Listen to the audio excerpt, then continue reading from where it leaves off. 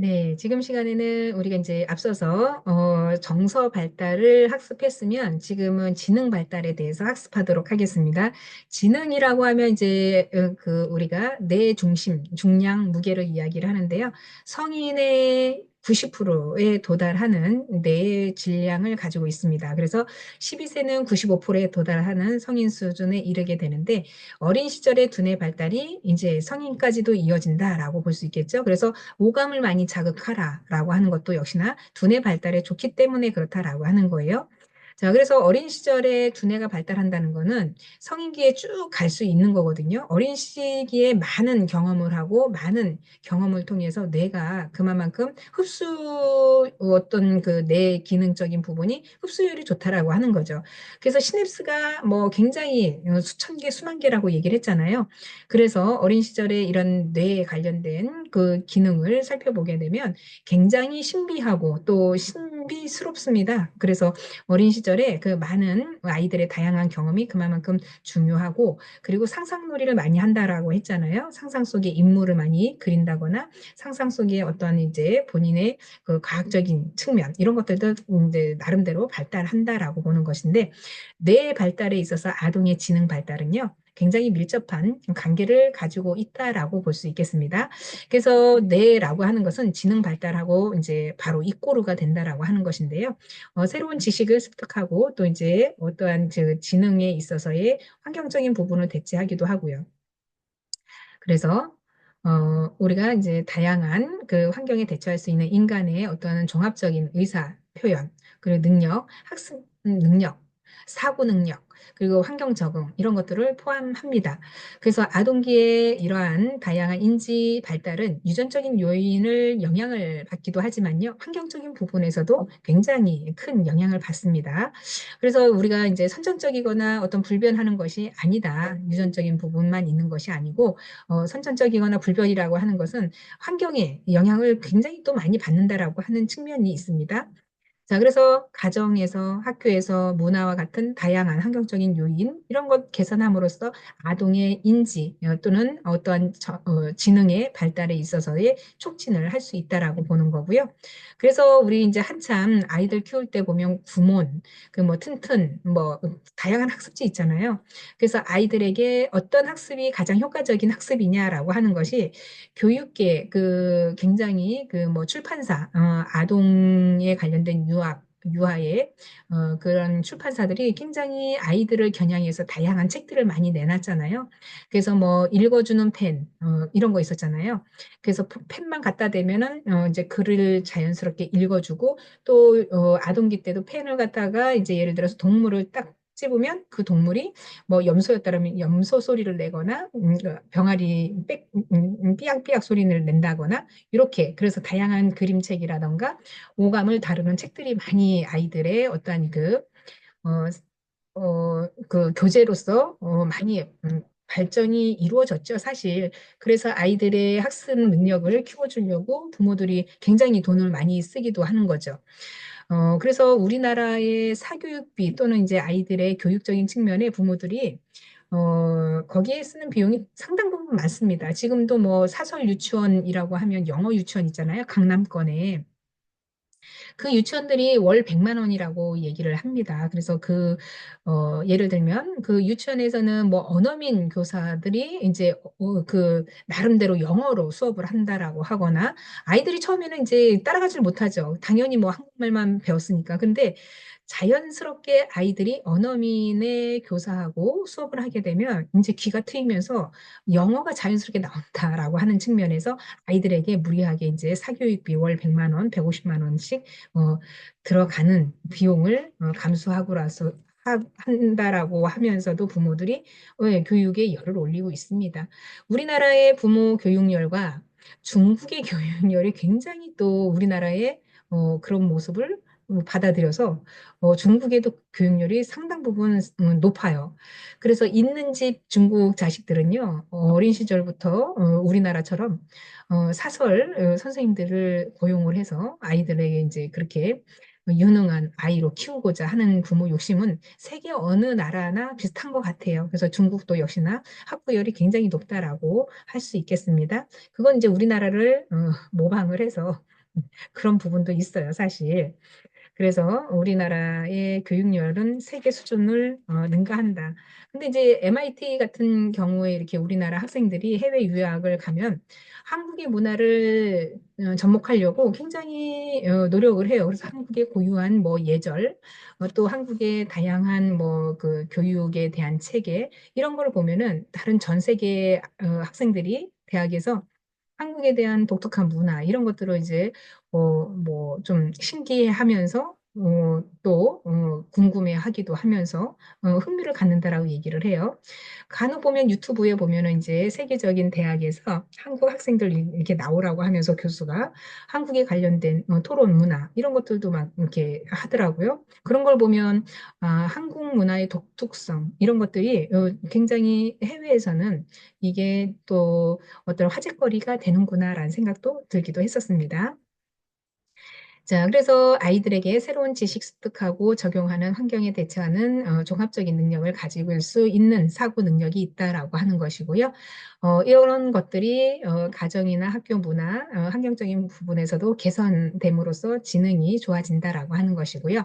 어, 가정의 환경이라고 하면 가족 구성원들에게 영향을 미치는 모든 조건과 제재와 어떤 작용들을 한다라고 하는 거죠. 그래서 이런 그 가정 내에서의 구성원들이 외형적인 특성을 말하는 것도 있지만 가족 구성원의 수라던가 아니면 연령, 성비 또는 교육 수준, 직업 등이 포함되기도 합니다. 그래서 가정 환경이 어느 정도냐에 따라서 금방 이야기했듯이 사교육비 수준이 정해진다라고 하는 거죠. 요즘에 우리 이제 그 중학교, 고등학교 다니는 아이들의 부모님들이요. 보통 이제 학원비를 쓰는 게 보통 표준 그 뭐 부잣집의 뭐 그 부유한 집이 아니더라도 보통 평균 한 달에 50만 원에서 70만 원을 쓴다라고 하는 그 통계가 나와 있어요. 그러니까 부모의 그 맞벌이 부부들이 공통적으로 내는 비용이라고 보시면 되겠습니다. 그래서 뭐 더 좋은 학원은 100만 원이고 좀 이제 아이들이 보편적으로 그냥 다니는 학원이 50에서 70만 원이라고 이야기를 합니다. 이 비용이 상당 부분 흡수하는 거죠, 학원계에서. 자, 그래서 어마어마한 교육비가 들어간다라는 거 지금 현실이고요. 또 이제 제재에 있어서는 교육적인 기능을 포함해서 사회화와 관련된 것들이 있고요.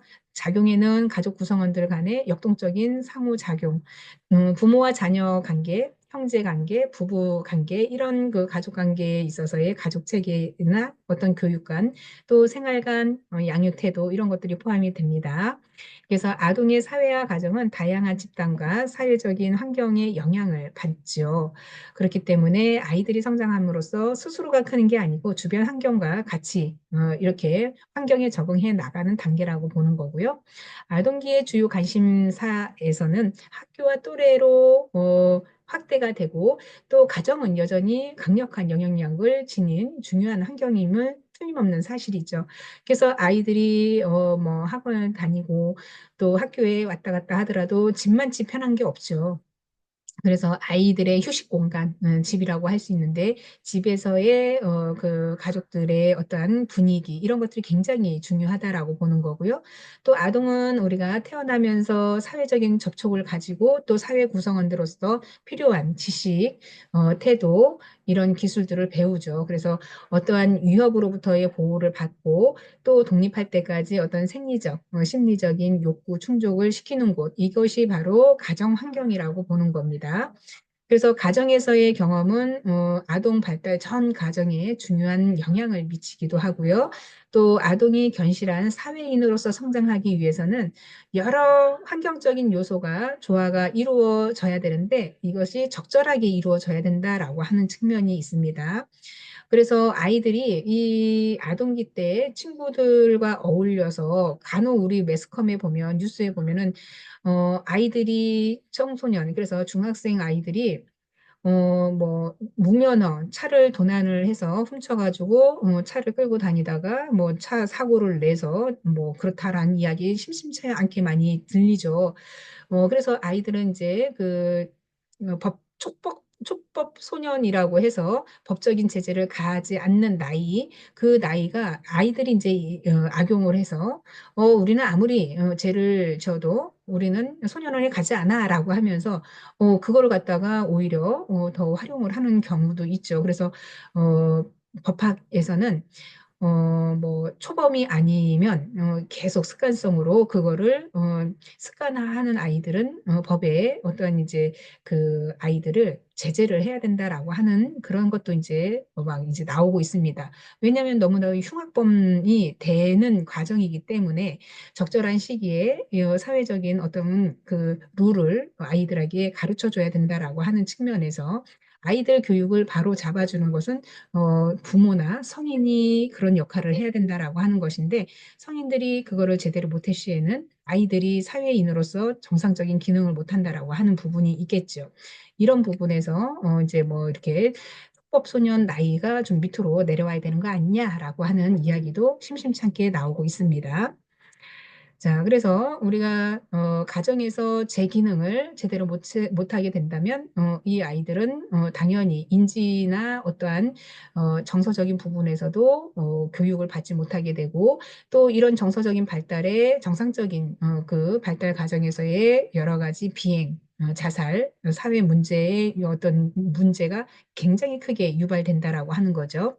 그래서 청소년의 시기가 되기 전에 아동은 최소한의 가정에서의 우선적인 교육들이 이루어져야 함이 분명히 있어야 되고요.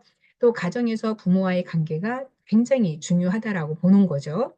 그래서 부모의 성격, 태도, 교육 수준, 직업 이런 것들이 아동의 문화에 대한 가치관과 태도 그리고 의식 이런 거에 영향을 상당 부분 많이 미칩니다.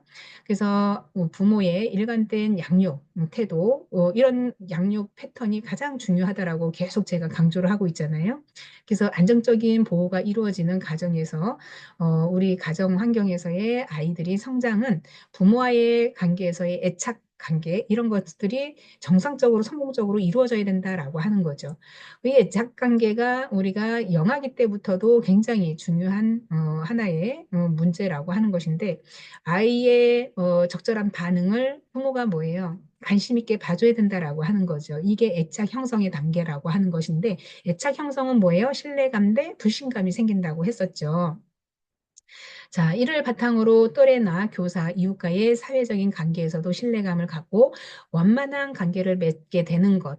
그래서 이런 것들이 애착 관계가 잘 형성했을 때 신뢰감이 생기고 주변 환경에 아이들이 인성적인 바람직한 부분으로 간다라고 하는 것인데 반대로 불안정한 가정에서의 성장은 아동에 대한 자신감이 결여되고요.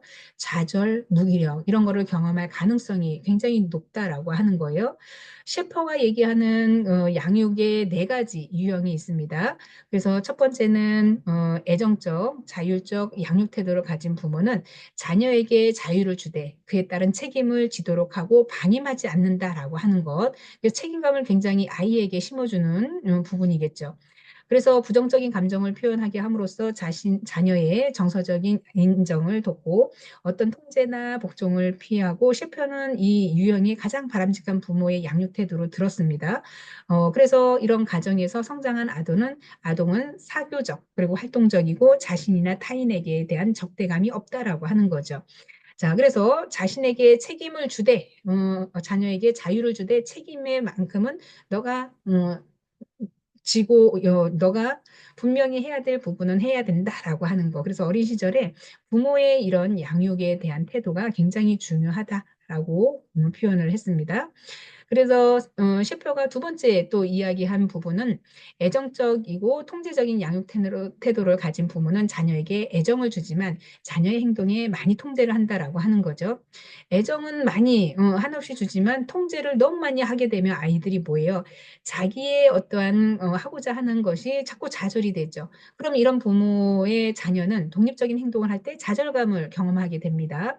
그래서 외부 환경에 대한 자유로운 탐색, 새로운 방향에 있어서의 반응, 습득할 기회를 예, 축소시키는 거죠.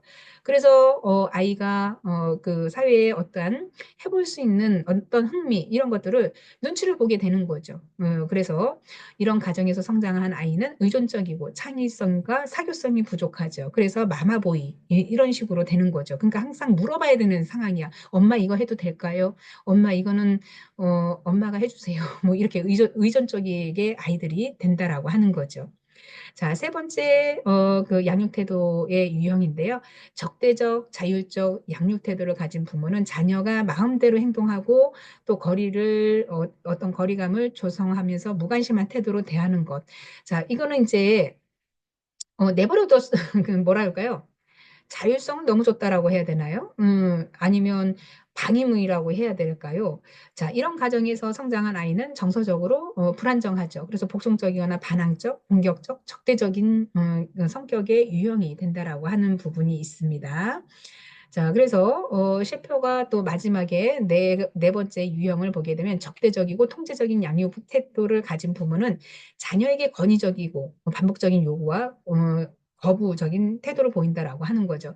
그래서 아빠가 너무 근엄하고 뭐든지 통제권 안에 들게 하려고 하는 부모가 있다라고 하는 거죠. 그러면은 자녀에게 너그럽지 못하고 잘못한 행동에 대해서 처벌이나 심리적인 징벌을 간다라고 하는 거죠.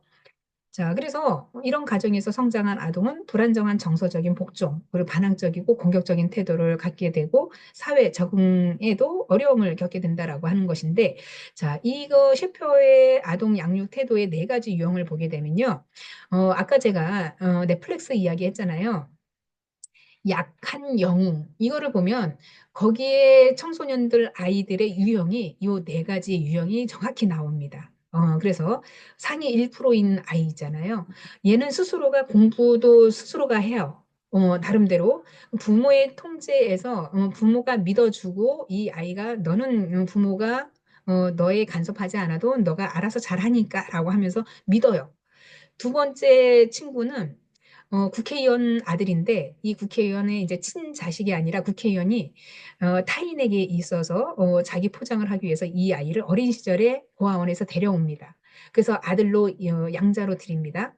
근데 사회적으로 이제 명망 있는 국회의원 자식이다 보니까 국회의원이 마음이 굉장히 사회적으로 뭐예요? 아, 입양아까지 입양을 하면서 굉장히 사람이 뭐랄까? 사람들이 봤을 때 훌륭하다라고 느꼈는데 이 입양한 아이는 이 부모의 권위적인 거, 통제가 너무 심해서 통제적인 양육 태도를 가지니까 권위적이고 반복적인 이 아이의 자율성이 없습니다. 그러니까 가정폭력이 너무 심한 거예요. 예. 자, 이런 환경과 또 거기에 이제 캐릭터가 몇 개의 캐릭터 애들이 이제 나오는데 아마 이제 여러분들이 시간이 나면 방학을 이용해서 약한 영웅 한번 넷플릭스에서 한번 보세요. 그러면은 제가 얘기했던 유형들이 누가 이 유형이고 누가 이 유형이구나 아마 생각이 되실 겁니다.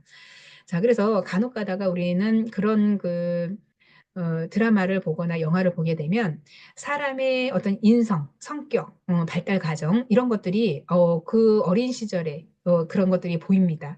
그래서 사람 성격, 그런 심리적인 그 상담사들은요, 그런 그 상담 기법을 사람 상대하는 그런 내용들을 참 많이 접해야 훌륭한 상담사가 될 수 있는데, 여러분들도 그런 거를 보면서 캐릭터 하나하나의 심리적인 성향, 어린 시절의 발달 과정 이런 것들을 분석을 하면서 보시게 되면 좀 더 예, 전문적인 눈높이가 되지 않을까라는 생각이 듭니다. 자, 그래서 학교 환경에서도 사회적인 발달이 있는데요. 학교에서는 아동이 하루 종일 많은 시간을 보내는 곳이죠. 아동의 인지 발달 그리고 또래 상호작용을 통해서 사회성 발달을 이루어지는 중요한 환경이라고 할 수 있는데 학교 가정 생활 내에서의 교육 기능이 이제 점점 자, 학교를 다니면 가정에서의 교육 기능이 약해질 수밖에 없어요. 왜냐하면 이제 학교를 가는 시간이 많고 가정에서의 부모하고의 같이 교류하는 시간이 적다 보니까 이제는 집보다 학교에서의 어떠한 교육적인 기능이 좀 더 포괄되어 있는데 그 기능 자체도 우리가 봤을 때는 많이 약해졌다라고 보는 건데 결국에는 아동은 사회화 과정에서 중요한 역할에 있어서의 중요성은 점차 커지고 있는데 그 교육적인 부분이 가정과 학교가 같이 협력하고 협업을 해야 된다라고 하는 측면이 있습니다. 그래서 학교는 가정과 직장살이의 다리 역할을 하게 되는 거죠. 그래서 학교는 가정과 직장이라고 하는 것은 직장의 부모와 학교에서의 아이들의 양육에 있어서의 이제 삼자 구도가 되는 거죠. 선생님과 아이와 부모 이렇게 그래서 사다리 역할이라고 하는 것인데 아이들에게 자율성 또는 얻은 그 성취율, 자주성과 성취 중요한 이런 부분을 이제 아이들이 상호작용하면서 배우게 되는 그러니까 우리라는 테두리를 이제는 우리가 뭐예요? 이 아이들이 학습해 나간다라고 하는 거죠. 그래서 출생 초기에 부모와의 애착을 통해서 사회성이 발달됐다라고 하면 성장하면서 접촉 대상이 점점 이제 포괄적으로 넓어지죠. 그래서 학교 또래 이런 이제 집단의 비중이 커집니다. 그래서 이제 부모의 애정 바운드리에서 이제 벗어나려고 하죠. 그래서 아이들이 학교에 입학하게 되면 이전에 비구조화에 됐던 환경과는 사뭇 다르죠. 그래서 이제 구조화된 환경으로 들어가게 됩니다. 그래서 사회생활의 첫 디딤돌이라고 이야기를 하는데 정해진 수업의 시간에 맞춰서 시간을 지키고 규칙이라는 거를 가지고 준수를 해야만 된다라고 하는 규율적인 부분 이런 것들이 새로운 경험을 하게 됩니다. 그리고 학교 생활에 있어서 아동에게 긴장과 불안을 유발하기도 하지만 동시에 도전 의식과 성취감을 주기도 합니다. 한참 우리 코로나가 2020년부터 2022년까지 전 세계가 난리를 쳤던 시기죠. 코로나 팬데믹이라 해서 그 시기에는 모든 관공서, 학교, 뭐 모든 게 이제 다 집에서 하게끔 돼 있죠. 가장 문제가 심각한 게 이제 교육의 혁신적인 방안이 그때부터 이제 시작이 됐습니다. 정상적으로 학교를 가지 않다 보니까 예를 들어서 이제 입학을 중학교 1학년 입학을 해야 되는데 입학하자마자 코로나가 터지니까 아이들이 학교를 안 가죠. 집안에서 이제 학습권을 온라인상에 그래서 가상으로 선생님하고 이제 학습을 하게 됐죠. 그래서 이제나 저제나 학교를 갈까? 손꼽아 기다려도 1학년이 지나도 2학년이 지나도 예, 이제 학교 생활이 입학과 동시에 3학년이 딱 됐는데 학교에 적응하려니까 아이들이 학교 생활을 못 하는 거예요. 부적응 아이들이 속출한다라고 하는 거죠. 학습이 너무나도 학습 저하가 나타나서 교육부에서 심각한 문제가 우려가 됐습니다. 자, 그래서 그야말로 이제 신입생이 이제 학교에 친구들이 없는 상황이 된 거죠. 집에서 학습만 하다가. 그래서 학교에 딱 하니 이제 3학년 때 이제 학교를 딱 나갔는데 도대체 학교의 이런 규칙, 규율 이런 게 다 무너져 버린 거죠. 그래서 학교에서는 이제 난리가 났습니다. 그래서 규율 자체가 이제 무너지고 학습권, 그래서 교사의 어떤 지위가 하락이 되고 이런 것들이 굉장히 심각했다는 거죠.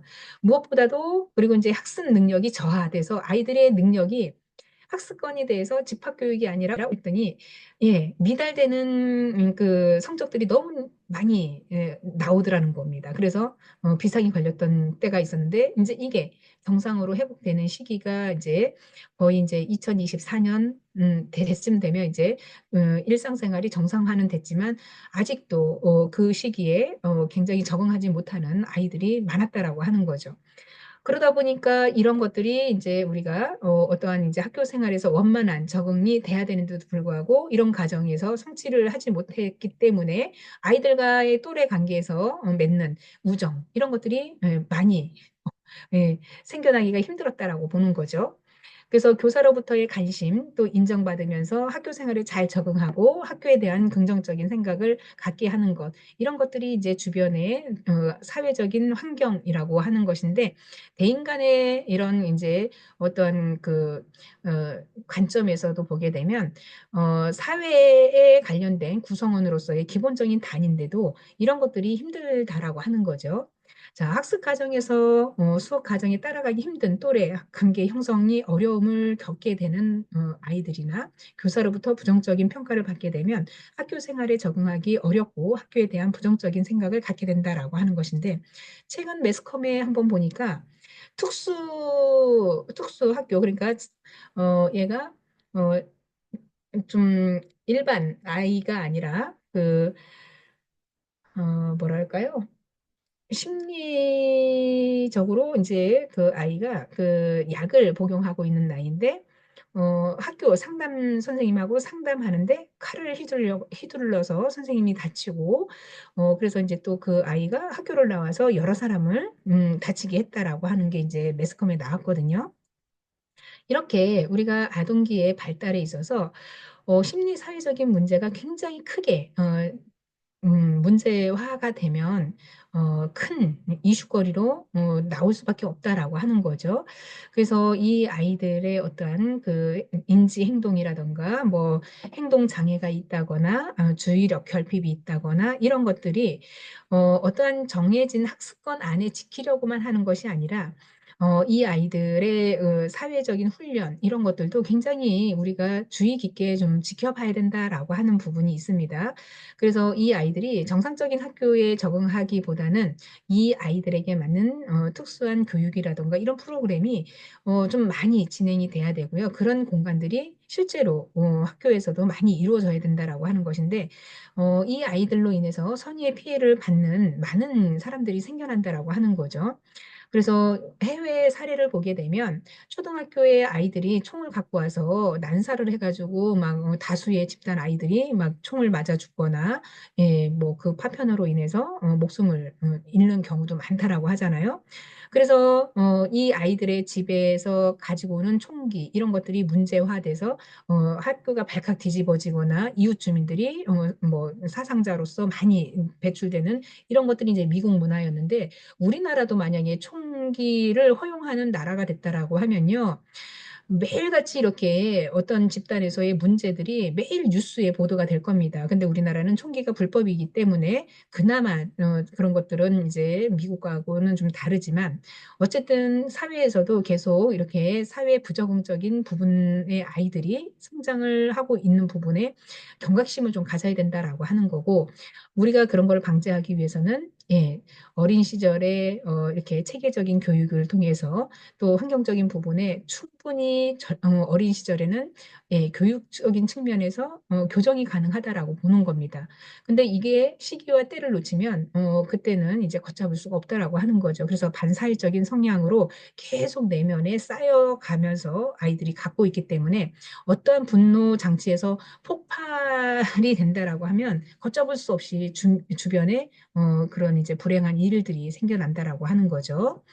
자 그래서 아동의 학교 생활이 원만하게 적응하기 위해서는 학습 과정에서 성취감 그리고 만족감을 느끼도록 또래들과 좋은 관계를 맺는 것이 중요한 발달 단계다라고 볼 수 있겠습니다.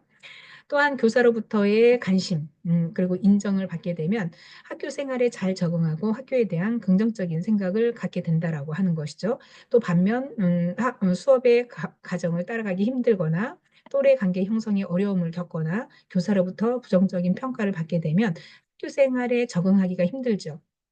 그래서 학교에 대한 부적응적인 생각을 갖게 됩니다.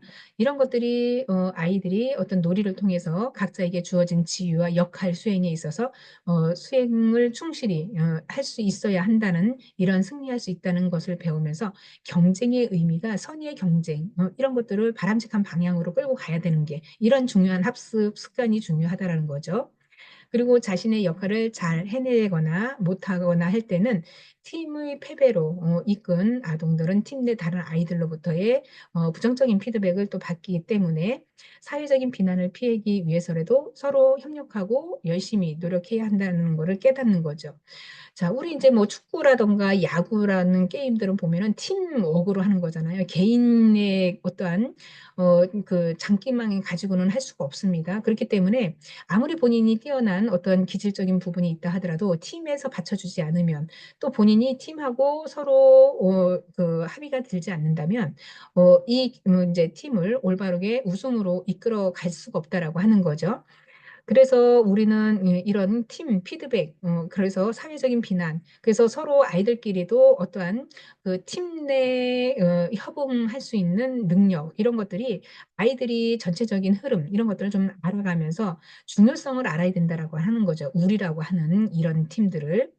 그래서 아이들의 사회성 발달에 있어서 저학년일수록 교사의 영향을 많이 받고 고학년일수록 이제 또래의 영향을 많이 받는데 점점 성장하면서 아이들이 이제 자기 또래들의 문화를 이제 공동체로 삼으려고 하는 습성들이 있습니다. 그래서 이 시기에 또래와의 관계에 있어서의 자아중심적인 관점 이런 것들이 감소하면서 협동, 경쟁, 협상의 원리로 취득하면서 사회적인 규칙, 압력에 대해서도 방법을 습득하게 되는 이런 게 이제 학교 환경이라고 하는 겁니다. 그래서 교과 학습을 통해서 성취감과 만족감을 느끼고 또래들과의 좋은 관계를 유지하면서 교사들로부터의 적절한 관심, 인정을 받으면 아동은 학교 생활에 잘 적응하고 학교에 대한 긍정적인 태도를 갖게 되죠. 그러나 학교에 있어서의 어떠한 학습이나 또래 관계에서의 어려움을 겪게 되면 교사로부터 부당한 처우를 받는다라고 하면 학교 생활에 적응이 원만하지가 않습니다. 그리고 어려운 학교 생활에 부정적인 태도를 가질 수밖에 없지요. 그래서 이 정서적인 부분에 있어서도 긍정적인 피드백 이런 것들이 참 중요하다라는 생각이 들고요. 또 아동은 학교에서 읽고 쓰고 셈하고 배우고 환경과 문화 이런 거 지식을 습득하게 되죠. 그리고 교사나 또래와의 사귐에 있어서의 사회성 발달이 많이 있습니다. 그래서 학교에서는 아동에 있어서 학습의 장이자 성취의 장, 그리고 생활의 장이다라고 하는 것인데, 자, 이런 것들이 이제 여기 학교 생활에서 집단 생활을 하면서 사회성을 만들어지는 건데, 이런 것들이 만들어지지 않고 이게 유용성에도 불구하고 모든 아동이 학교에 긍정적인 태도를 가지는 것은 아닙니다. 자, 우리가 학교에서의 그 학습권 이런 것들이 보장이 예전에 많이 됐죠. 근데 지금은 초등학교에 들어가는 입학 1학년들은 우리는 초등학교 들어가면은 가나다라 기억니은 디귿을 배웠잖아요. 지금은 이제 그걸 다 무시해요. 왜냐하면 학교 들어오기 전에 벌써 한글을 다 파악을 했다라고 선생님들이 가정을 합니다. 그래서 아이들이 시기가 이제 그 학습에 관련된 게 어떻게 보면 이제 한글을 다 읽는다라고 하는 선생님들의 그 생각으로 인해서 기초적인 거를 안 가르쳐 준다는 말이에요, 기초적인 거를. 그 다 할 거라고 생각을 하는데 거기에서도 인제 한글을 모르는 아이가 있어요. 그러면 그 아이는 다른 아이들은 다 한글을 읽어서 책을 이렇게 줄줄줄 읽는데 한글을 모르는 아이는 뭐예요? '나만 한글을 모르네?' 이러면서 어때요? 자꾸 주눅이 들죠. 그러면 이 아이는 어때요? 점점 학교에 대한 흥미 떨어지죠. 그래서 학교에서는 학습권을 최대한 규 규정대로 체계적으로 해 줘야 되는 게 맞다라고 하는 거죠. 그래서 다 아이들이 한글을 뗐을 거라고 생각해서 읽기를 바로 들어간다라고 하면은 거기에 따른 미진한 아이들이 있을 거 아니에요. 한글을 아직 깨우치지 못하는 아이들. 이런 아이들은 예 굉장히 좌절감을 많이 본다라고 하는 거죠. 자, 요즘에는 그런 한글을 모르는 아이들이 많습니다. 왜냐하면 다문화 가족들이 많이 있기 때문에 다문화에서는 한글을 굳이 인제 뭐 유치원 때 떼는 아이들도 있는데 못 떼는 경우도 있어요. 다문화 부모님의 인제 어떤 인제 언어적인 습관 이런 것들 때문에. 그러면 그 아이는 계속 처지게 되는 거죠. 자, 그래서 아주 학교 때부터 기본적인 학교 생활을 할 수 있게끔 교사들은 기본적인 학습 방법부터 천천히 시작해야 된다라고 하는 측면이 지금 새롭게 등장하고 있습니다. 자, 어머니와 떨어지기 싫어서 학교에 가기 싫어하는 아동이 있고 빈곤 가정의 아동은 부유한 또래들에게 적대감을 갖거나 위축이 되기도 합니다. 또 엄한 교사가 두려워서 학교에 가기를 꺼려하는 경우도 있고요. 또 아동에 관련된 그 어떤 학교에 가지는 태도, 부모와 교사의 영향이 크게 작용하기도 하고요. 또 부모가 어떤 학교의 교육 가치와 교사에 대한 긍정적인 태도를 보인다라고 하면 아동은 학교에 긍정적인 태도를 보일 확률이 높아지고 또 환경에 있어서의 질과 학교에 대한 아동의 태도에 영향력을 크게 미친다라고 보는 거고요. 좋은 시설에서의 좋은 교사들이 수용적이고 열정적일 때 학교 운영에 있어서의 민주적일 때 아동은 학교의 긍정적인 태도를 형성한다라고 보는 거죠. 이거는 뭐 당연한 거죠. 그래서 학습권이 뭐 쾌적하고 좋으냐. 그래서 뭐 예를 들면 이제 우리 그 학교 다닐 때는 예를 들면 이제 전국의 학교의 성적들을 막 이제 모의고사를 보면 나오잖아요. 그래서 인천에서 어느 학교가 1등이다. 전국에서 뭐 인천이 굉장히 뭐 몇 등이다. 이런 거 있잖아요. 학력고사를 통해서. 전국 모의고사를 통해서 학교마다 이렇게 점수로 분류를 하는 시기가 있었습니다. 아마 여러분들도 아마 그러셨을 거라고 생각을 하는데, 자, 그래서 이렇게 학교에 좋은 시설, 좋은 교사는 학생들에게도 굉장히 긍정적인 마인드를 가질 수 있다라고 하는 거죠. 자, 아동은 영유아기와 다르게 가정의 울타리를 이제 벗어나서 또래 집단에서의 사회 관계가 보다 확장되고 아동의 사회화 과정에서 많은 영향을 받게 되는 거죠. 그래서 아동의 또래의 상호작용에 자신의 어떤 인식 그리고 집단의 소속감을 느끼거나 소외감을 경험하기도 하는데요. 이 시기에 또래 관계에 있어서의 아동은 사회성과 자신감 형성에 중요한 역할을 한다. 그래서 이후에 청소년기와 성인기에 지속적인 영향을 미친다는 점에서 중요한 부분이라고 할 수 있고요. 또 아동은 자신이 인식하는 데 있어서의 어떤 또래와의 의견, 그래서 반응에 중요해지기는 시기가 이 시기이기도 합니다. 그래서 또래 사이에서 인기도 끄는 아이들이 있죠. 그러면 인기 있는 아이들은 주변에 애들이 굉장히 북적북적하죠. 그래서 나이, 성별, 계층 이런 거에 따라서 이제 알려지기도 한다라고 하는 거죠. 지금의 아이들은 어떤 이제 장기 자랑을 하게 되면 굉장히 보는 아이들이 많죠. 그래서 요즘 애들은요. 그 연예인들이 추는 춤 이런 거를 못 따라하는 애들이 없어요. 그리고 노래 굉장히 잘하죠. 그 이제 뭐 트롯 나는 트롯 뭐 그 거기에 나오는 프로그램을 보면은 아이들이 어쩜 그렇게 노래를 잘하는지. 그래서 그 아이들이 이제 그런 그 모범을 보이면 어 다들 이제 거기에 따른 매료를 느껴서 '아 나도 저렇게 돼야지.'라고 하는 모방 심리가 또 발휘하는 거죠. 자, 그래서 인제 뭐 트롯도 좋고요. 운동도 좋고요. 아이들이 가지고 있는 나름대로의 그 끼 이런 것들을 부모들도 잘 개발을 해서 이 아이들한테 맞는 그런 이제 성장을 시켜주는 게 좀 바람직하다라고 보는 건데 그런 거를 좀 미연에 좀 알면 얼마나 좋겠습니까? 예, 선행 연구에 따르면 우호적이고 사교적이고 참여적인 아동의 인기가 높은 반면 수줍어하고 소심하고 무관심한 아동은 인기가 낮은 것으로 나타난다라고 보는데요. 당연하죠. 뭐 아동의 인기를 좌우하는 요인에는 아동의 성격 그리고 특성뿐만이 아니라 그 가정의 사회 경제적인 특성도 포함된다라고 하는 거죠. 그래서 아동기 선호하는 또래의 특성은 연령에 따라 다르게 나타나는데요. 저학년 아동은 집의 근접성, 학교의 그 거리, 그리고 가족 간의 교류 유무, 그래서 또래에 선택하는 경향이 나타나는 반면 고학년인 아이들은 친절, 온화함, 그리고 장래 희망, 가치관, 주로 내성적인 성향에 따라서 친구를 선택하는 경향이 이제 거기서 이제 확연히 드러난다라고 하는 거죠.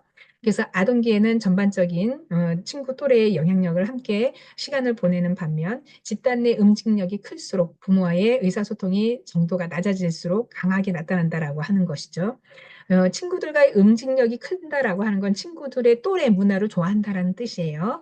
자, 그래서 아이들의 어떤 이제 반복적인 또래 간의 갈등 경험을 하면서 자아종중감이 낮고 우울감 증세가 뭐 외로움을 겪으면서 학교에 대한 거부감 보이는 여러 가지 사회적 또 정서적인 부분에 있어서의 부적은 문제도 겪고 또 그거로 인해서 한층 성장할 수도 있는 거죠.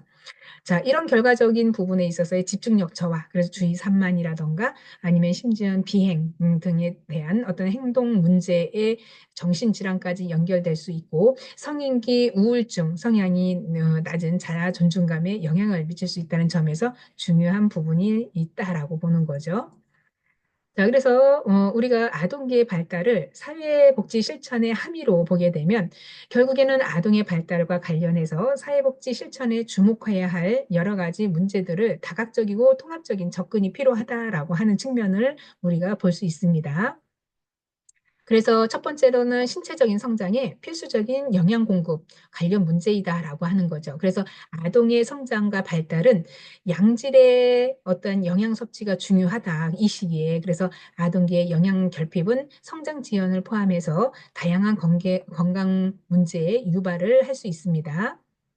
그래서 사회복지 실천에서의 아동의 영양 상태를 지속적으로 점검을 하고 필요한 경우에는 영양 보충 프로그램들을 제공하는 것이 중요함. 그리고 경제적인 어려움이 인한 걸로 인해서 충분한 영양을 섭취하지 못하는 가정에 대한 지원이 필요하다라고 하는 것이죠. 지금은 뭐 못 먹어서 못 사는 게 아니라 그야말로 이제 뭐 먹는 것도 풍부하지만 아이들이 편식 이런 거 많이 하잖아요. 그래서 편식이 굉장히 심할 때는 아이들이 성장에 있어서도 영향이 불균형이 오긴 하는데 지금 이제 학교 급식을 전체적으로 시행을 하잖아요. 그 이제 골고루 먹는 주의를 이제 아이들을 굉장히 바람직한 영양가를 가지고 그 정확하게 체크를 하면서 시기를 조절을 하는데요. 또 반대로 너무 이제 과잉으로 먹어서 뚱뚱한 비만 아이들이 굉장히 또 많습니다. 그래서 이제 폭식하는 아이들이나 아니면 이제 칼로리가 너무 많은 경우에도 집단 급식을 하게 되면 칼로리가 뭐예요? 골고루 좀 균형 있게 영양사들이 짜 놓은 그 영양가대로 하다 보니까 굉장히 요즘에는 이제 단체 급식도 잘 나오고 또 나름대로 맛있는 음식들이 많이 나온다고 하더라고요. 그래서 우리 때는 도시락을 늘 싸가지고 다녔잖아요. 그래서 도시락 문화 세대인데 지금은 뭐 도시락이라 하면 아이들이 도시락을 그거 왜 싸가는데? 라고 이야기를 한다는 거죠. 과거에는 다 도시락 문화였는데 그만큼 세대 차이가 많이 난다라는 생각이 듭니다. 둘째는 장애와 만성질환 관리 관련 문제인데요. 장애나 만성질환을 가진 아이들, 만성질환이라고 하면 아이 소아성 당뇨도 있습니다. 여기에는. 그래서 아이들이 인슐린을 맞거나 하는 경우도 있는데요. 굉장히 아이들이 신체적으로 피곤하죠. 자, 지속적인 의료적인 지원, 재활 서비스를 필요로 하는데 이를 통해서 아동의 잔존 능력을 최대한 발휘할 수 있도록 도와줘야 하는 측면이 있습니다. 그리고 우리가 사회복지 실천에서의 아동들에게 적절한 의료 서비스를 받을 수 있도록 재활 프로그램이나 참여할 수 있는 기회를 제공해야 된다라고 하는 것. 그리고 장애를 가진 아동과 그 가족을 대상으로 심리적인 지원, 교육도 중요하다라고 보는 거고요. 세 번째는 부정적인 자아 개념에 대한 심리적인 문제인데 아동의 부정적인 자아 개념은 자신감과 자신감 저하로 있기 때문에 이를 예방하는 측면에서의 치료를 위해서 부모 교육과 상담 서비스가 필요로 합니다. 그리고 부모는 자녀의 긍정적인 자아 개념 향상을 돕는 데 중요한 역할을 하죠. 그래서 부모 교육이 필요한 부분에 있어서도 올바른 양육, 코칭 이런 것들이 배우는 것이 필요하다라고 하는 측면이 있습니다. 결국에는 부모가 자녀 양육에 있어서의 어떤 교육적인 측면이 있어야 올바른 자녀를 키우는 데 있어서 효과적으로 예, 활용을 한다라고 하는 거거든요. 그래서 부모 교육이 그만큼 많이 필요하고요. 절실한 부분이 있습니다. 자, 아동의 심리적인 문제를 경험할 때는 조기에 발견하고 적절한 상담 서비스를 제공하는 것이 필요하다. 그래서 이 부분에 있어서는요, 부모 세대에 어떤 이제 그 의무 교육처럼 해야 될 거라는 생각이 듭니다. 그래서 부모들이 아이들을 키울 때 정말 해서는 안 될 행동들, 이런 것들을 교육적인 측면에서 다뤄지면 아이들의 어떠한 그 인성의 부분, 그리고 이제 정서적인 부분에 굉장히 큰 영향을 줄 건데요. 이런 게 이제 전체적인 부모 교육, 그래서 꼭 의무 교육으로 부모 교육으로 필수적인 사항을 좀 넣어야 된다라고 생각을 합니다. 예를 들면 어린이집에 근무하는 교사들은요, 아동학대 교육이 의무 교육이거든요. 또 노인복지에 근무하는 사회복지사들도 노인학대 교육이 의무 교육입니다. 그만큼 의무라고 하는 것은 그 당사자들이 그 대상자를 그뭐 케어를 할 때 꼭 알아둬야 된다라고 하는 교육적인 측면이 있다라고 하는 거죠. 그럼 부모로서의 교육도 역시나 의무적인 교육으로 우리가 받고 나서 아 이런 거를 하면은 우리 아이들한테 해서는 안 될 행동, 부모로서의 가치관 심어주는데 굉장히 큰 역할을 할 거라고 생각을 합니다. 자, 사회적인 발달에 있어서의 지원을 위한 부모, 교사 또는 또래 집단과의 관계 개선 문제가 있는데요. 아동은 우리가 학교에서 다양한 사회적 경험을 쌓고 또 이 과정에서 학교 생활 적응 문제나 낮은 학업 성취에 경험하게 되는데 긍정적인 자아 형성이 있어서 어려움을 겪게 됩니다. 따라서 부모와 교사, 또래 집단의 지지가 굉장히 중요하죠. 그래서 사회복지 실천에서의 아동의 학교와 또 가정에서의 긍정적인 사회적인 관계를 형성할 수 있도록 돕는데 필요한 경우에는 가정방문이나 학교 상담 서비스를 제공해서 아동의 사회적인 발달을 지원하는 것이 필요하다라고 볼 수 있겠습니다. 자, 그리고 우리가 이제 학습 장애에 대해서도 정상적인 지능과 신체 상태에 있어서의 문제에도 불구하고 학습, 언어, 운동 능력에 어려움을 겪는 상태가 있는데요.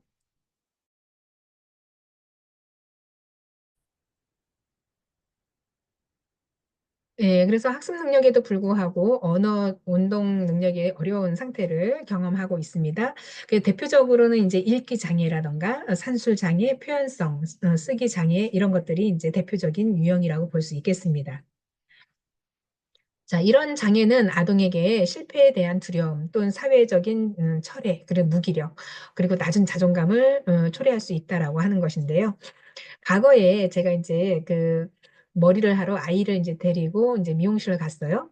근데 이제 거기에 미용실에 대기 중에 있던 어떤 엄마가 이제 여자 아이랑 같이 있었는데 제가 이제 저희 아이도 손잡고 갔어요. 그때 아이가 한 6살 정도 됐는데 6살인가 7살인데요. 그 우리 아이가 이제 그 거기에 미용실에 가면 잡지책 같은 거 있잖아요.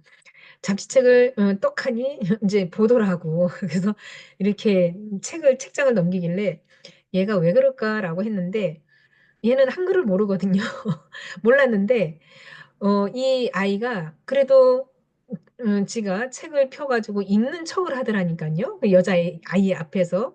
그래서 그거를 보고 나서 이 아이가 그 친구한테 흥미를 느낀 거죠. 그래서 그 자기가 한글을 이제 아는 척 하면서 이제 주저리 웅얼웅얼 막 그러길래 참 이 아이도 자존감 이런 게 있었나 보다라는 생각이 들었습니다. 그래서 글을 못 읽는 아이가 그렇게 읽는 흉내를 내는 걸 보니까 그 또래에 있어서 좀 그 잘난 척 하고 싶었던 거죠. 자, 이런 거를 생각해 봤을 때 또래 아이의 어떤 사회 관계에 있어서의 그 선의의 경쟁 이런 것들도 그 나름대로의 어떤 부분에서도 그런 게 보였구나라는 생각이 듭니다. 또 되게 유명한 이제 어떠한 그, 그 유명한 책에서 읽었는데요. 그 어떤 여사, 그러니까 이제 부인이 굉장히 부잣집에 마님이 있었죠. 그 마님의 집에 늘 이제 한결같이 신문이 아침에 배달이 됐습니다. 근데 이제 그 이제 흑인, 그러니까 이제 노예라고 해야 되죠. 그 시기에. 이제 그때 중세기 때에 이제 그 어떤 일하였는데요.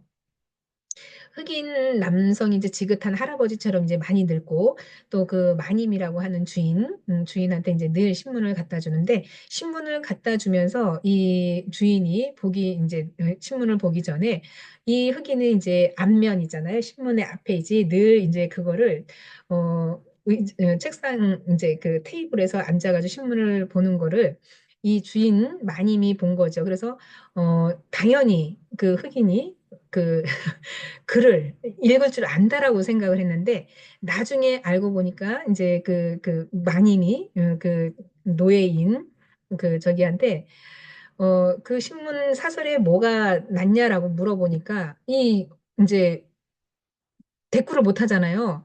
그래서 금방 신문 봤냐고 했더니 봤다고 했더니 거기 그럼 무슨 내용이 있는지 얘기를 해보라고 하는데 얘기를 못 하는 거죠. 그래서 나중에 알고 보니까 이 흑인 그 노예는 신문의 글씨를 본 게 아니라 그 사진만 봤다라는 거죠. 사진만. 그래서 그 이제 마님이 아, 그 이제 영어 스펠링을 알려주고 그때부터 이제 그 ABCD 그런 거를 학습을 하면서 이후에는 이제 그 학습에 있어서 글을 깨우쳐서 그 신문을 완벽하게 볼 수 있게끔 해줬다라고 하는 일화가 있었습니다. 자, 그런 걸 보면 우리가 학습 장애 역시나 어린 시절에 어떠한 그 본인의 산술적인 부분, 읽기 장애 이런 거 쓰는 장애가 머리, 뇌 속에서의 어떠한 구조적인 문제가 아닌 이상에는요, 이런 거는 학습을 통해서 충분히 이루어질 수 있거든요. 그래서 우리가 뭐 나이를 많이 먹은 그 금방 이야기했던 사설 그 저기 어떠한 일화에서 얘기했듯이 흑인이 늘 그 신문을 페이지를 이렇게 보면서 주인은 이 사람이 당연히 알 거라고 생각했지만 사실적으로는 까막눈처럼 보인 이 부분이 굉장히 이제 안타까움을 자아냈다라고 하는 거죠. 그래서 이런 읽기 장애의 문제가 있는 아이들, 굉장히 어떤 그 다른 사람, 타인에게 보여졌을 때, 비춰졌을 때 본인에 대한 어떠한 무기력, 낮은 자존감이 보이는 거죠. 그래서 이런 학습 장애를 가진 아이들에게는 특수 과제에 집중하는데 어려움을 느껴요.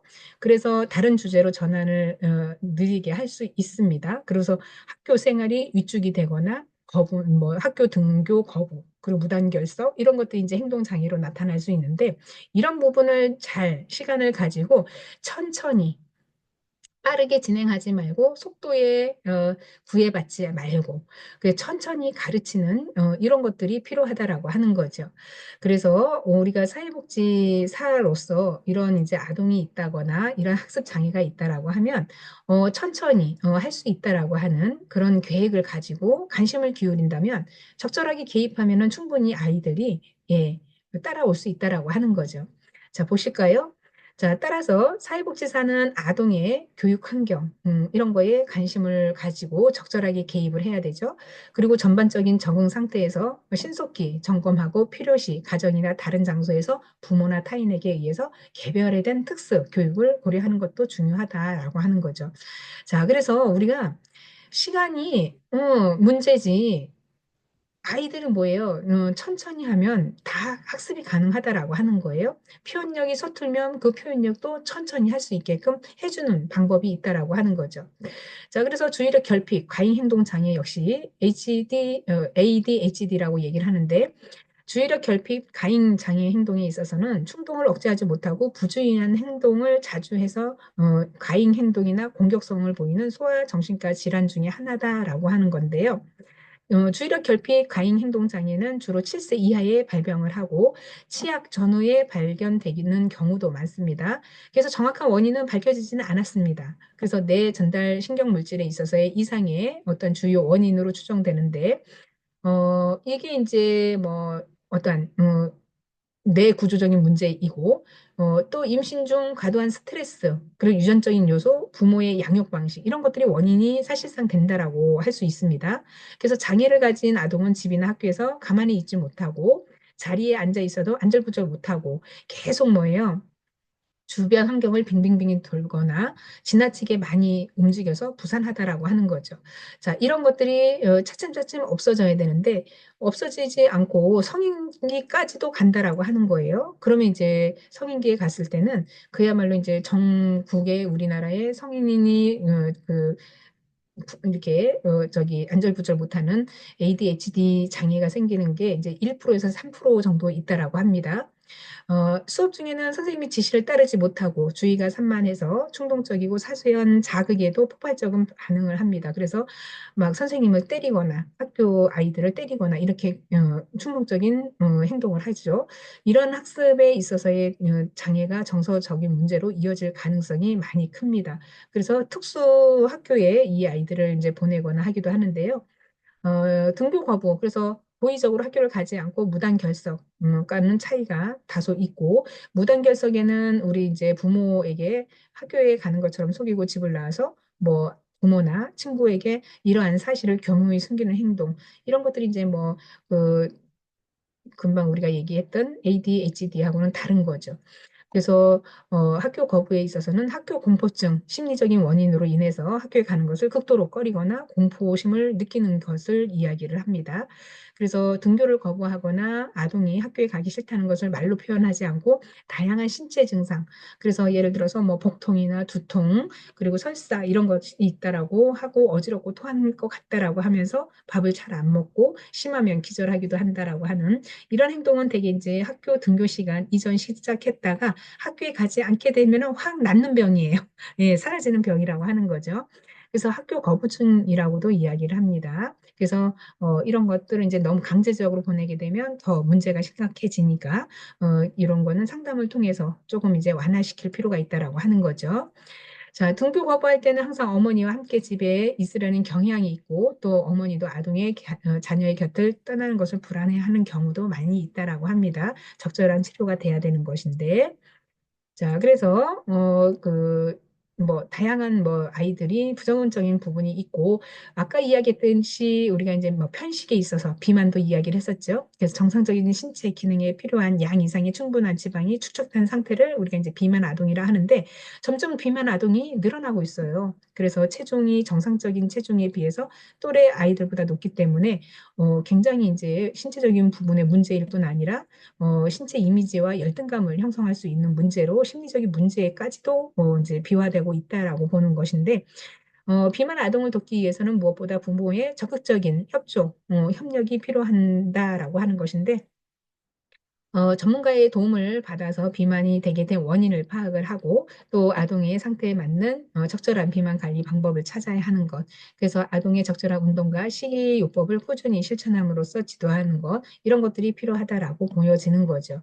그래서 아동의 비만이 이제 어릴 때 비만 세포가 성인으로 갔을 때도 성인 세포가 커진다라고 하는 거예요. 그래서 아동기 때 비만을 잘 관리를 해야 된다라고 하는 측면이 있습니다. 그래서 정말 중요해요. 자, 그래서 아동학대 또한 우리가 이제 아동에게 고의적으로 우발적으로 신체에 상처를 입히는 행위를 이야기를 하는데 특히 우리나라의 부모 자녀 간의 관계에서는 친권자 징계권을 빙자한 아동에게 폭력을 가하는 경우가 이제 있습니다.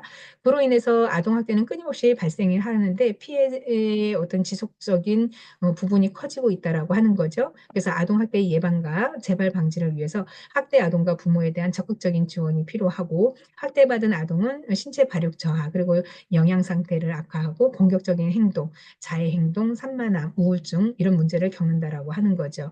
그래서 낮은 자존감이나 낮은 성취 동기 또 인지적 미숙성을 보이게 되는 것이 원만한 대인 관계에 있어서의 어려움이 있다라고 보는 거고요. 아동학대라고 이제 이런 이제 케이스가 해외 사례에서도 있는데요. 자, 아이스크림, 이제 냉장고에 아이스크림을 아이가 먹으려고 봤더니 엄마가 그걸 먹고 있는 거예요. 그래서 아이가 112에 신고를 했다는 거예요, 경찰에. 그래서, 아동학대를 했다라고 해가지고 경찰이 직접 온 거예요.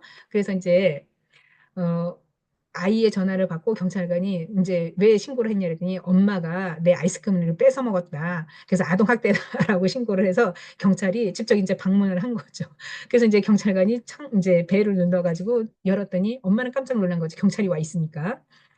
그래서 이제 이 경찰이 아이한테 훈계를 이거는 이제 너가 엄마를 신고한 거는 잘못된 거다라고 하면서 경찰들이 들어오면서 아이스크림을 한 달발을 사가지고 아이한테 줬다는 미담이 이제 그 미국에서 있었던 사례인데요. 예, 그래서 미국에서는 아동학대라고 하면은 본인 당사자가 부모를 신고를 합니다. 그런 사건들이 참 많고요. 또 이웃에서도 많이 신고를 합니다. 그래서 집에 뭐 아이가 혼자 울고 있다라고 하면 부모가 신고가 돼서 예, 처벌을 받는 경우도 꽤 많다라고 해요. 그래서 미국에서는 아동학대 신고가 굉장히 크게 중한 처벌을 받기 때문에 굉장히 신경을 쓴다라고 합니다. 그거에 따르면 우리나라는 굉장히 뭐 약한 거죠, 처벌이. 자, 그래서 적절한 치료를 받지 못하면 아동학대 아동은 성인이 된 후에도 복합적인 문제를 가지고 있다라고 하는 것이고, 사회복지사는 학대 부모를 위한 프로그램과 학대받은 아동을 위해서 일시보호 프로그램, 의료 심리 상담 치료 프로그램을 병행해야 한다라고 하는 것이 있죠. 자, 이렇게 해서 아동기에 관련된 학습을 마무리를 했는데요. 요번 시간에 우리가 이제 요거는 우리가 교재를 우리 주 교재의 양서 원고를 사용했는데 다음에 아동기는 우리가 다른 출판사를 가지고 한 번 더 짚고 넘어가도록 하겠습니다. 수고 많으셨습니다. 감사합니다.